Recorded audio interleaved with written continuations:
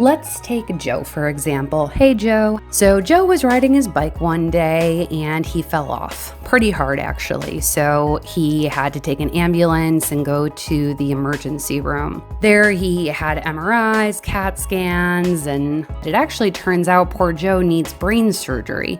So he decides to do the brain surgery, and luckily it's successful. He does end up staying in the ICU though for a couple of days.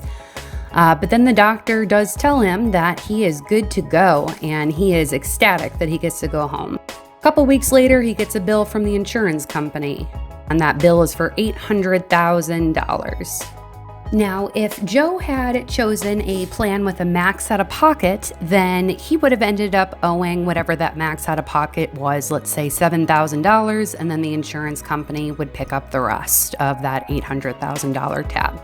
Had Joe have picked a non-comprehensive medical plan, he would have had limitations on how much the insurance company would have contributed towards his surgery.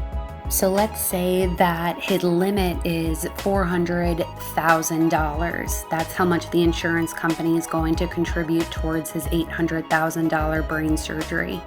That means that Joe is now going to owe the remaining $400,000.